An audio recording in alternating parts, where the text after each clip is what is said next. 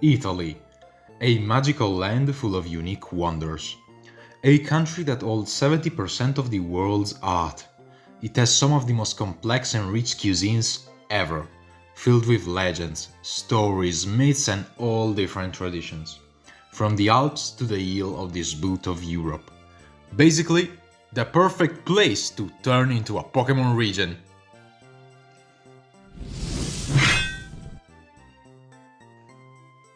What's up guys and welcome to my channel. My name is FedeRex and in this first video I will introduce you to the starters of my Italy-inspired region, the Ivris region. If you are interested in seeing more, I invite you to subscribe to stay updated on any possible news. And if you want to discover Ivris on your own, I suggest you to follow me on Instagram, @TrainerRex, where part of the Pokédex is already up for you to see. Before anything else, I also need to thank my good friends Cyber and Plumkle for helping me with the realization of this video. Now then, let's begin. So, the starters, probably the most important set of Pokémon for our region, since they, alongside the legendaries, set a tone for all the other fakemon to follow, so it's necessary to get them right. Most of you probably already know this, but usually starters are not just an animal with an elemental type slapped on it. Most of them have a secondary theme that not only gives them more personality, but usually it connects them with the other member of the trio in a fun and unique way. So for mine, I decided to use 3 things that make Italy known all throughout the world. It wasn't an easy choice, but in the end I settled down to fashion, art, and the Roman Empire. And with that, let's jump into the designs. Let's start off with our grass starter. So, our current lineup of grass starters include a toad, a dinosaur, a gecko, a tortoise, a snake, an hedgehog, an owl, a gorilla, and a cat. There's already a lot of variety, with all of them being pretty unique and different from one another, and I would like mine to be kind of the same. In Italy there are a lot of possible animals to make a good grass starter, but I decided to go with the green lizard. Specifically the eastern green lizard, a species that can be found all throughout Italy. For the theme behind it, I opted for fashion, since I personally think that fits pretty well with the reptilian aesthetic. Now, starting with the base form, I tried to keep it super simple, while also trying to make it look different enough from Trico, since they are both lizards. For this design I opted for a quadrupedal posture, but I do imagine this little guy being capable of standing up and moving on 2 legs. It took me several sketches to reach a design that I could really appreciate. In the end, I really think I did a good enough job to make it different from Trico while keeping it very reptilian and lizardy. Since this entire line will be also based on fashion, I decided to give it small elements that could lead back to that theme, such as the little blue gloves and the leaf papillon.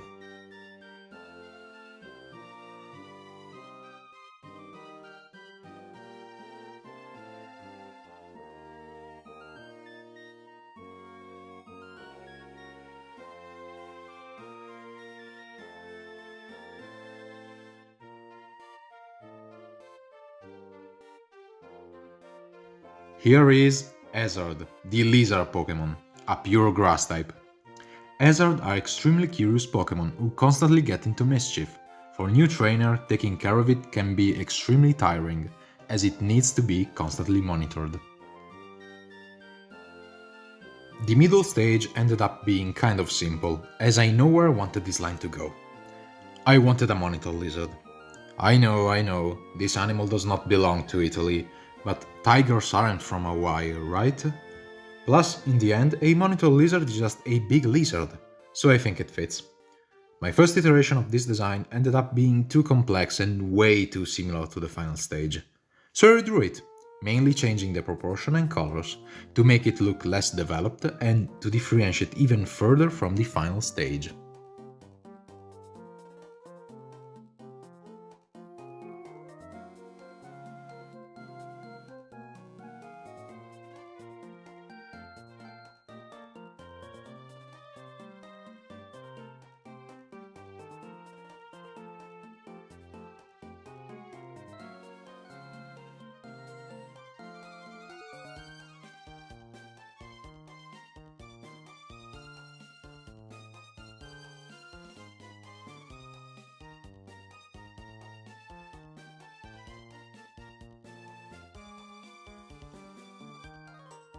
This is Varif, the lizard Pokemon, also a pure grass type. Varif is incredibly obsessed with its physical appearance and always can be seen trying to beautify itself in any possible way.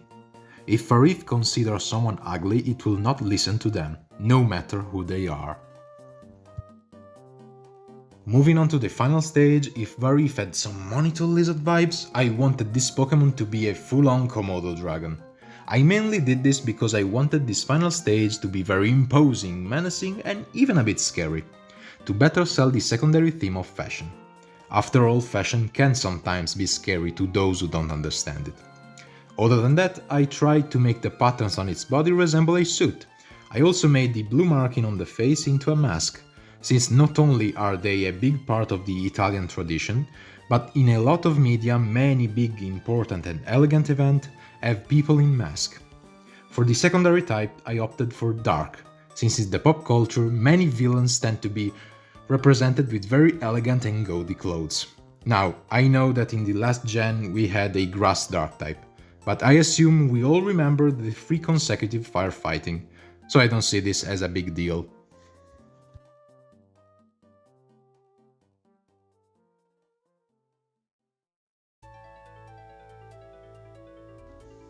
Let me introduce you to Varanion, the fashion Pokemon, a grass and dark type. Varanion is known to be one of the most splendid Pokemon in the whole region. If it considers someone inferior to itself, it has no problem treating them like garbage, or in the worst cases, food. Okay, time for things to get a bit more heated. Let's talk about the Fire Starter. As of Gen 9, for Fire Starters we have a dragon, a badger, a rooster, a monkey, a boar, a fox, a tiger, a rabbit and a crocodile. Same as the grass types, we have lots of options. As for mine, I opted for a bull. Now, I know what you might be thinking, and yes, when I created this starter, the Chinese zodiac theory was still believed to be true. But in the end, I decided to keep it, since the Chianina is one of the oldest and most known breeds of cow there is, which ties into the theme I decided to settle on, the Roman Empire. It also fits extremely well, since in Roman and Greek mythology, the figure of the bovine is very present. For the base stage, I wanted it to feel very playful and to spark joy in those who encounter it. It took me some time to find a good way to interpret that into a design. At one point I thought I was pretty happy with it, but it ended up being too complex and stood out a lot not only from other fire starters, but also the other 2 Ivris starter. So I went back and removed some patterns and changed the proportion to make it look less developed. In the end, I think these changes were for the best, but what do you think?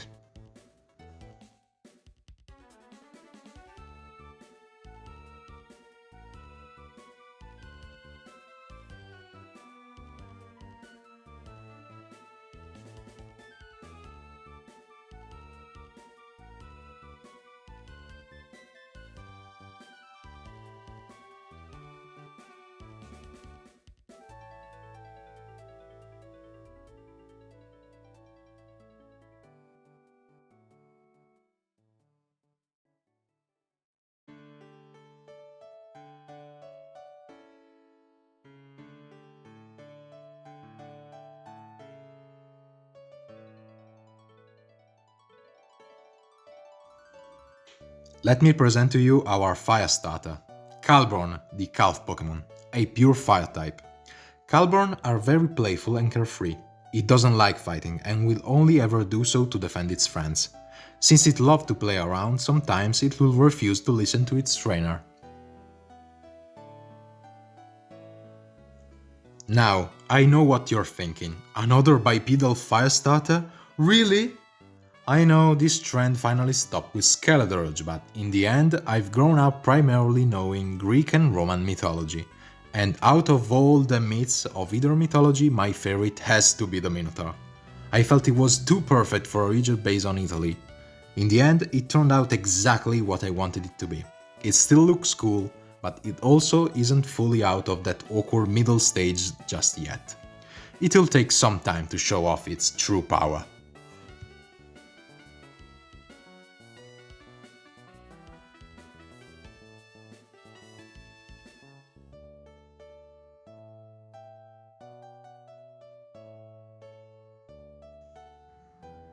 Here comes Caligni, the Calf Pokémon, also a pure Fire type. Caligni is one of the oldest living Pokémon species of Ivris, with many archaeologists having discovered evidence that shows this Pokémon fighting for the ancient empire that once ruled this region. It doesn't like to fight, but will attack without mercy once necessary. For the final stage, I went full Minotaur with the design. This thing needed to feel like an imposing, strong, untamable and unmovable force that can rival anything thrown in its way. Even if it still took me some sketches to settle down on a good design, I am very proud of how it turned out. It's probably my favorite of the three lines. As for the typing, I didn't have that many options, since I knew that if I made another firefighting starter, a small army would have risen up against me in sheer anger. When all said and done, I decided to settle down on the Steel type. It's a typing that fits perfectly the theme of the Roman Empire with their heavily armored soldier. Plus, it's a type combo that we have only ever seen once, and that was just with a legendary. So I think it would be pretty neat seeing that again on a starter.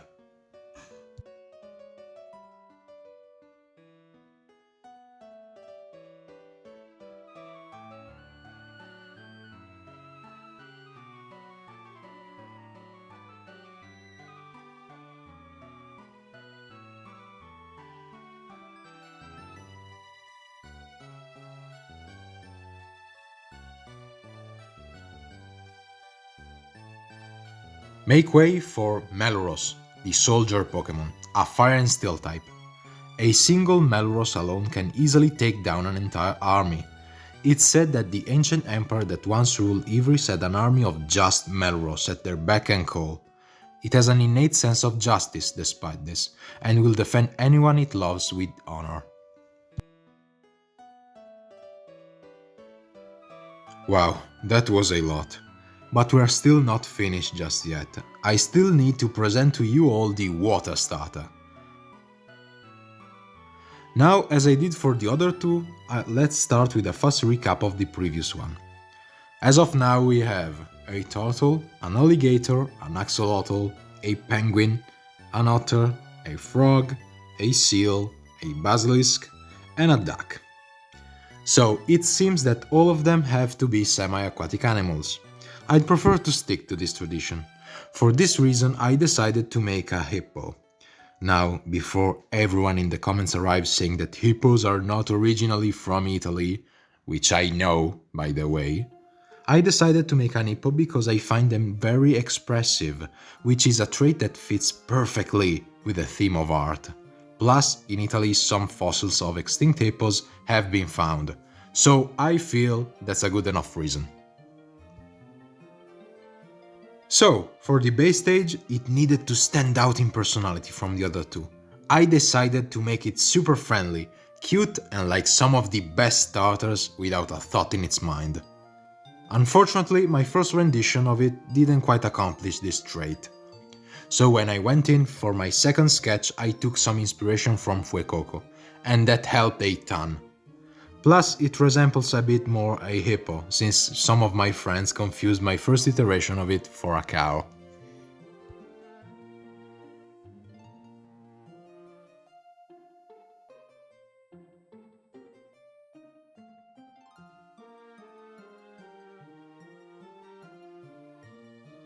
Here's Ampo, the hippo Pokémon, a pure water type.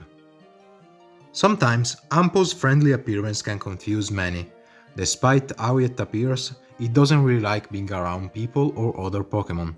It struggles to form bonds with others, but those bonds are basically unbreakable when it does. For the second stage I wanted to change more than anything its personality.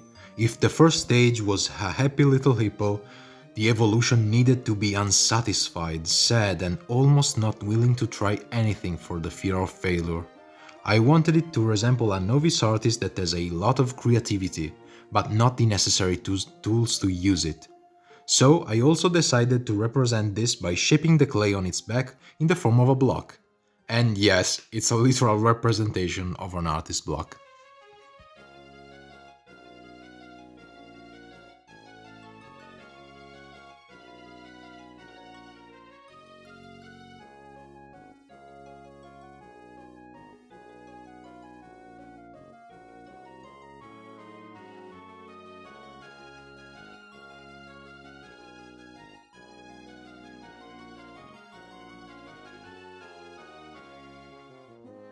Say hello to Madpo, the hippo Pokémon, also a pure water type. Madpo are very creative Pokémon that love to sculpt and paint. Unfortunately, it seems that it always ends up unsatisfied with this creation and ends up destroying them. It's for that reason that many museums will do just about anything for a Madpo's creation. Now, the theme of art could really mean anything, from a simple painting to a marble sculpture. So, for the final evolution, I opted for the one that fits better with the element of water. Fountains. Not sure if it is common knowledge, but in Italy we have some of the most beautiful and refined fountains in the world. For this Pokémon in particular, I decided to use the Fontana dei Quattro Fiumi, aka the Fountain of Four Rivers. It's a fountain with a gigantic obelisk in the middle of it. For the typing I was unsure. I had two obvious options between rock and ground, but in the end I decided to go with ground, as a reference of the art of modeling clay and sculpture.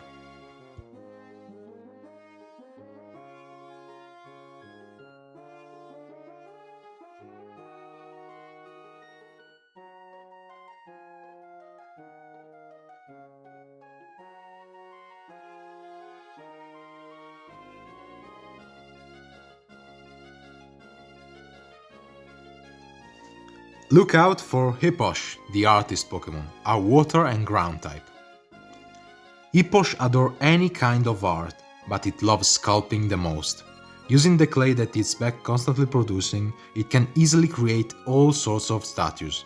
When it gets really happy, typically after completing a beautiful sculpture, it will turn the clay on its back into a spectacular fountain. Now, one final note before we go, but you may have noticed that all three of my starters end up having a 4 times weakness. And because of that, my buddy and resident stats guy, Cyber, helped me come up with new hidden abilities for each. For Varanion, there's Insectivore. Insectivore allows the user to heal 10% of its health when hit by a bug-type move or when using a biting move against a bug-type. The user is also immune to bug-type moves. For Melrose, there's Fortify. When hit by a ground-type move, this Pokémon gain a 1.5 per boost in its defense and special defense. It also makes the Pokémon immune to ground-type moves.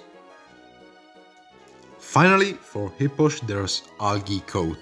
This Pokémon heals 10% of its health and gains a 1.5 per boost to its special defense when hit by a grass-type move. It's also immune to all grass-type moves.